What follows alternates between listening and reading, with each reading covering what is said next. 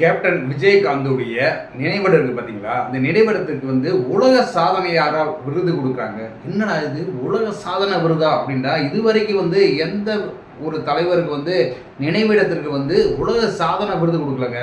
ஆனால் இந்த முறை கேப்டன் விஜயகாந்துடைய நினைவிடத்திற்கு உலக சாதனை விருது கொடுக்கறது ஒரு வியப்பானது. இன்னைக்கு அதை பற்றி நம்ம வீடியோவில் பார்க்க போகிறோம். நம்ம சேனலை முதல்ல சப்ஸ்கிரைப் பண்ணுங்கள்.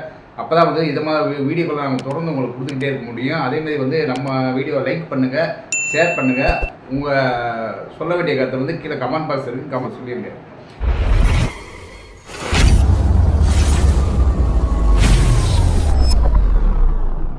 கேப்டன் விஜயகாந்த் இப்போ இறந்து ஒரு 125 நாள் ஆகுதுங்க. 125 நாளுக்கு மேலே ஆச்சு. இன்னும் மக்கள் அவருடைய நினைவிடத்துக்கு தினமும் தரிசனம் பண்ணி போய்கிட்டே இருக்காங்க. அவருடைய இடத்துக்கு மாலை போட்டு அங்கே, அது மட்டும் இல்லாமல் அங்கே தினமும் உணவு பரிமாறப்படுது, அன்னதானமும் வழங்கப்படுது. இதில் என்னங்க அப்படின்னு பார்த்தா, இன்னைக்கு தான் அந்த விஷயத்துக்காக அந்த நினைவிடத்திற்காக லிங்கன் புக் ஆஃப் ரெக்கார்ட்ஸ் அப்படிங்கிறவங்க அந்த விஜயகாந்தோடைய நினைவிடத்திற்கு உலக சாதனை விருது அப்படின்னு கொடுக்குறாங்க.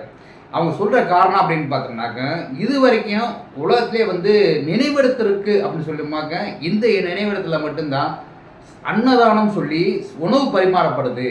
அதாவது உலகத்தில் எந்த விதமான ஒரு நினைவு சின்னம் இருக்குது பார்த்தீங்களா, நினைவு சின்னமோ இல்லை எங்கேயோ தொடர்ந்து அவர் இறந்ததுலேருந்து தொடர்ந்து இதுவரைக்கும் அன்னதானம் பண்ணதில்லை. அந்த அன்னதானம் இங்கே கேப்டனுடைய நினைவிடத்தில் மட்டும்தான் நடக்குது. அதனால் இதையே ஒரு சாதனை தான் அப்படிங்கிற ஒரு விஷயத்தை வைக்கிறாங்க.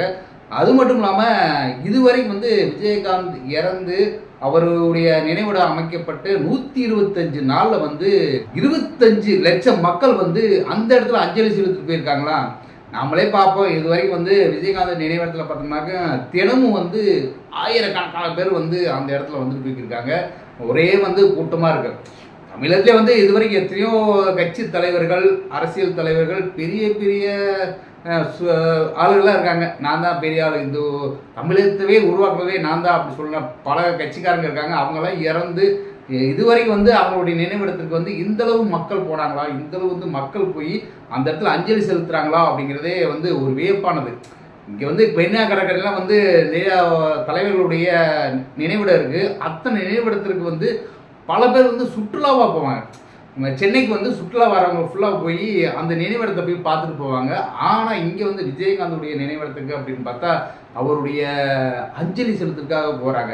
அப்படியே 125 நாளில் 15 லட்சம் மக்கள் போய் அந்த இடத்துல நினைவஞ்சலி செலுத்திருக்காங்க. இதுவே உலகத்திலே உலக சாதனை. உலகத்தில் எந்த விதமான ஒரு நினைவு சின்னத்துக்கோ ஒரு நினைவிடத்திற்கோ போய் இத்தனை லட்சம் பேர் அஞ்சலி செலுத்துறதில்ல. ஆனால் 125 நாளில் 15 லட்சம் பேர் அந்த இடத்துல பண்ணியிருக்காங்க. அப்படிங்கிற ஒரு விஷயத்தினாலேயே இந்த விஜயகாந்தோடைய நினைவிடத்திற்கு உலக சாதனை விருது கொடுக்குறாங்க. ரொம்ப பெருமைப்பட வேண்டியது. ஏன்னா இன்னைக்கு மகாபாரதம் இருக்குது. மகாபாரதத்தில் நம்மளுக்கு தெரிஞ்சது கர்ணனை பற்றி பார்த்துருக்கீங்களா அப்படின்னா யாருக்குமே தெரியாது. ஏன்னா பல சமயங்களில் பல பேர் மகாபாரதமே ஒரு கற்பனை கதாபாத்திரம், கற்பனை அப்படின்னு சொல்லுவாங்க. ஆனால் அதில் அந்த கற்பனை கதாபாத்திரத்தில் கர்ணன் அப்படிங்கிற ஒரு வள்ளலை பார்த்துருப்போம்.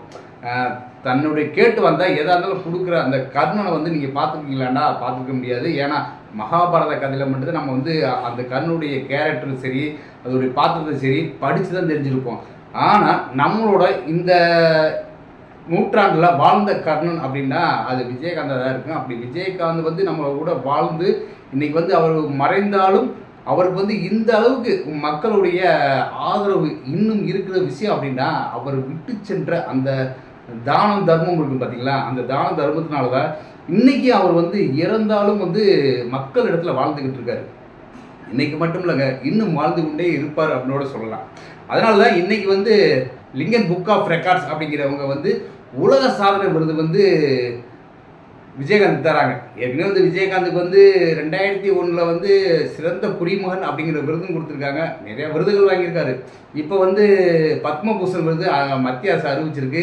இதோட அவருடைய நினைவிடம் இருக்குது பார்த்தீங்கன்னா, நினைவிடம் கூட உலக சாதனை விருது வருதுன்னு பார்த்துக்குங்க. அவர் விருதுக்காக பிறந்தவர் அப்படின்னு சொல்லலாம், தர்மத்துக்காக பிறந்தவர் சொல்லலாம். இன்னும் எத்தனை விருதுகளை அவர் விஜயகாந்த் வாங்க போகிறாரு, அதாவது இறந்தும் வாங்க போகிறாரு அப்படிங்கிறது இன்னும் காலங்கள் போக போக தெரிய வரும்.